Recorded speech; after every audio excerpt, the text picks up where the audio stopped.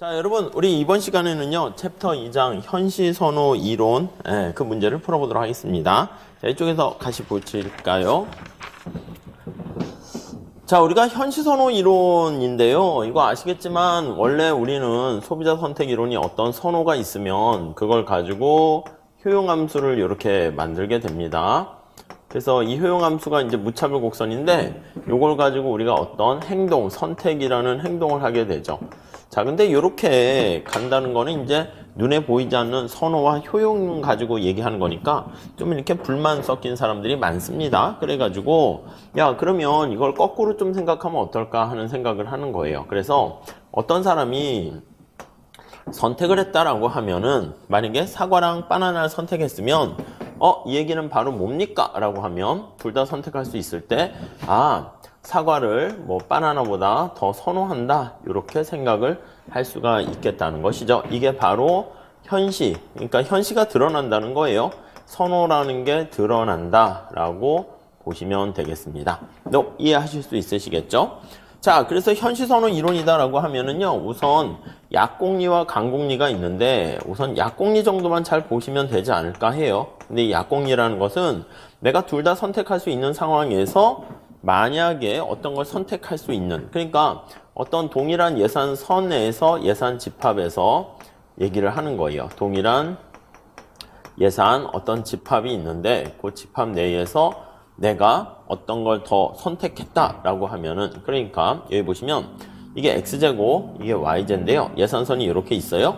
내가 q0를 선택할 수도 있고 q1을 선택할 수도 있어. 그래서 이게 P0 예산선상에서, 그러면 Q1보다 Q0를 선택하게 되면 이 얘기는 내가 Q0를 Q1보다 선호한다, 이렇게 얘기할 수 있는 거죠. 그러니까 동일한 예산 집합에서 Q0를 Q1보다 더 선호한다, 이렇게 보시면 돼요. 그런데 이걸 이제 우리가 약공리라고 생각하시면 되겠고, 강공리라는 것은 예산 집합이 달라요. 그런데 요거는 그냥 참고로만 우선 보셔도 될 것 같습니다. 자, 그래서 이 약공리를 중심으로 해가지고요, 교재에 나와 있는 문제 한번 풀어보도록 할게요. 자, 1번 현시선호의 약공리 해가지고 거기 있죠? 한번 보도록 할게요. 약공리 관련된 문제다라고 보시면 되겠습니다. 자, 문제 좀 볼게요. 어떤 소비자가 가격이 처음에 15일 때 10과 5를 선택하게 되고요. 그리고 가격이 5와 10으로 바뀌었어요. X 가격은 싸지고 Y 가격은 비싸졌습니다. 그때 소비점도 5와 10으로 바뀌었습니다. 자, 이러한 소비자의 행위가 효용 극대화에 부합합니까? 요거를 좀 보려고 하는 거예요. 자, 밑에 첫 번째 줄에 P0, Q0, 그리고 P1, Q1 이렇게 정보가 나와 있는데, 이 정보를요, 우리가 2x2 매트릭스를 이용해서 좀 쓰면은 좀 보기가 좋지 않을까 합니다. 그래서 여기가 P0일 때는 X의 가격이 10일 때 5가 되고요. P1이 될 때는 5와 10 이렇게 되는 것을 우리가 확인할 수가 있겠죠. 오케이, 됐죠? 자, 그런데 그때 이제 Q0일 때는 좀 위에다 쓸게요. Q0일 때는 어떻게 되는 거냐면 10과 5 이렇게 되는 것이고요. 그 다음에 Q1일 때는 거기 나와 있는 것처럼 5와 10 이렇게 돼 있어요.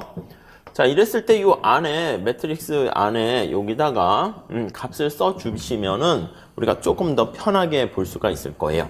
자, 얘 곱하기 얘는 10 곱하기 10, 그쵸? 그리고 100이죠. 5 곱하기 5, 125 이렇게 돼요. 거기 계산이 돼 있긴 해요. 그래서 색깔을 다른 걸로 할까요? 그래서 얘는 125 이렇게 되고요. 그 다음 P0일 때 Q1을 선택하면 어떻게 됩니까? 10 곱하기 5, 5 곱하기 10, 100이네요. 오케이, 됐죠? 자, 여기는 어떻게 됩니까? 여기는 5원짜리 하는 거 10개니까 5 곱하기 10, 10 곱하기 5 하니까 100 이렇게 되고, 여기는 125 이렇게 되는 것을 알 수가 있습니다. 이렇게 돼 있어요. 자, 그래서 우선 요거 그림을 살짝 한번 그려보시면 좋겠는데, P0는 가격이 조금 X제가 싸니까 완만하게 좀 그리면 좋겠죠. 그래서 이게 X랑 Y가 있을 때 X의 가격이 조금 싸고, X의 가격이 지금 요거보다는 비싸네요. 그리고 Y 가격이 싸니까 이렇게 가파르게 보시면 되겠어요. 자, 요게 우리가 P0라고 합시다. 자, 그때 Q0를 선택하게 되면은 돈이 125가 드는데 Q1을 선택하면 돈이 100 이렇게 들어요. 그러면 Q1을 선택하게 되면 돈이 적게 되니까 이 안쪽에 있는 거죠. 5 안쪽에 있고 Q0, Q1, Q0는 요 바깥쪽에 이렇게 있는 거 알 수가 있습니다. 이렇게 그림을 생각하시면 될 것 같고요. 다음 요걸 기준으로 한번 또 볼게요. 요걸 기준으로 쭉 보시면 자, X의 가격이 좀 싸니까 기울기가 좀 완만합니다. 이렇게 돼 있어요. 이랬을 때 Q0를 요건 지금 P1입니다. P1. 그래서 Q0를 기준으로 Q1을 기준으로 했을 때 Q0를 하면은 100이 되는데 Q1은 한 125야. 그러니까 Q1이 여기쯤 위치한 거죠. Q1.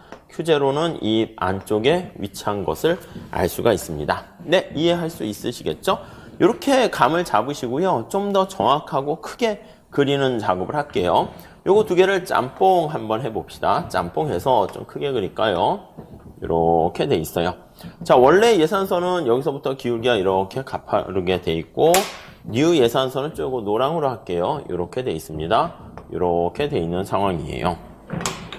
자, 그래서 얘가 다시 한번 보면 P0가 되는 것이고 얘가 Q1, P1 이렇게 돼 있는 거예요. 자, 우선 여기 나와 있는 Q0를 선택하게 되면은요 15 이렇게 돼 있는 거예요. 15니까 여기쯤 되겠죠. 점점점점점 해가지고 저기 보시면 여기 가격이 이렇게 있을 때 여기가 이렇게 될 거예요. 여기가 10, 여기가 5 이렇게 돼요.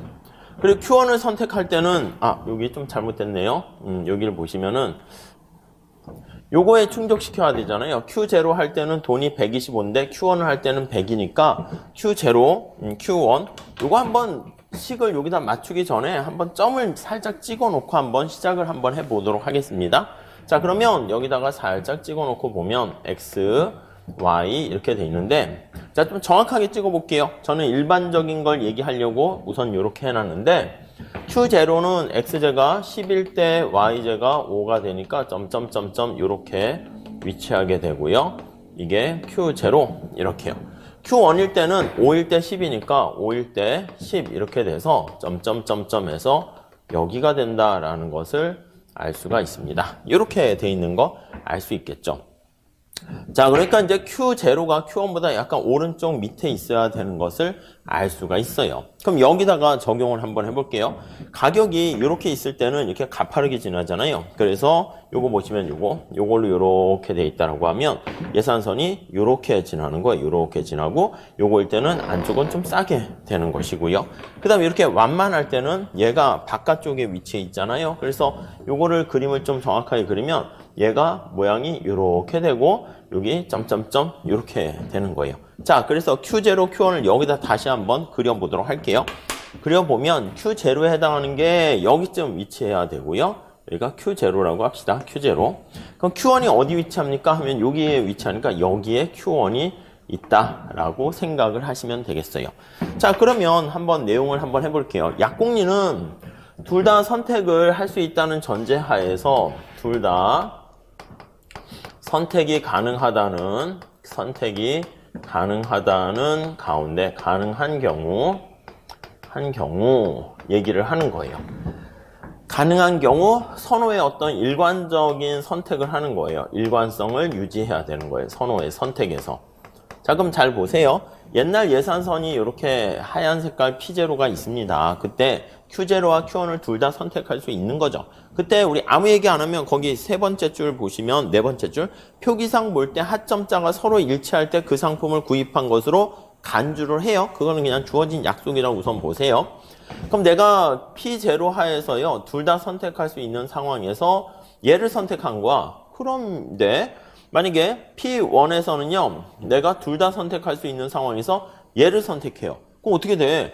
둘 다 선택할 수 있을 때는 가운데서 둘 다 선택할 수 있는 가운데서 내가 옛날엔 Q0가 좋다 그랬고 그 다음엔 Q1이 좋다 그랬고 이랬다 저랬다 하는 거잖아요. 그럼 이거는 어떻게 돼요? 일관성을 유지하는 게 아니네요. 이랬다 저랬다 하는 거죠. 어제는 사과가 좋다 그러고 오늘은 바나나가 좋다 그러고 이렇게 되니까 이런 것은 우리가 약공리를 위배한다 라고 보시면 될 것 같습니다. 네, 이해하시겠죠? 이거 응용 문제로 해가지고 많이 좀 풀리게 된다라고 보시면 될 것 같아요. 자, 그럼 참고로 한번 볼게요. 참고로. 그럼 이걸 약공리를 위배한다고 그러는데 약공리를 위배하지 않는 경우도 있습니까? 위배 안 하는 경우. 여러 가지가 뭐 한 있는데 그걸 다 하기에는 그렇고요.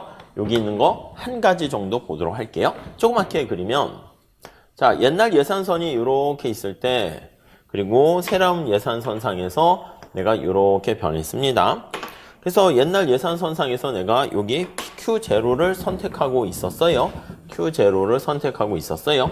그러니까 다른 어떤 점들보다 내가 이 점을 제일 좋아하는 거야. 그러니까 무차별 곡선을 그리면 안 되지만 그린다라고 하면 이런 식으로 돼 있는 거예요. 자, 그런데 지금 여기 나와 있는 것처럼 옛날에도 얘는 선택할 수 있었는데 거들떠 보지도 않았던 영역이거든요. 근데 이 부분을 선택한다. 지금 이게 바로 그거죠. Q1이 여기 있는데 옛날엔 거들떠 보지도 않다가 갑자기 내가 이게 좋다 그러면 안 되죠. 그러니까 요거는 약공리를 위배하는 구간이고요. 위배 구간이다. 영역이다. 이렇게 보시면 될 것 같고요. 그러면 조금 더 생각해 볼게요. 내가 만약에 요 점을 선택했다 할게요. 요 점을 선택해서 여기 노란 색깔인데 여기 녹 색깔에 해당하는 점들을 선택하게 되면 이건 옛날에 선택할 수 없었던 점이잖아요. 그런데 내가 상대 가격이 변해서 새롭게 선택 가능한 영역으로 들어왔어요. 내가 요 점을 선택하게 되는 것은 요거는 약공리 위배는 아니라고. 그러니까 요거는 약공리 위배 구간이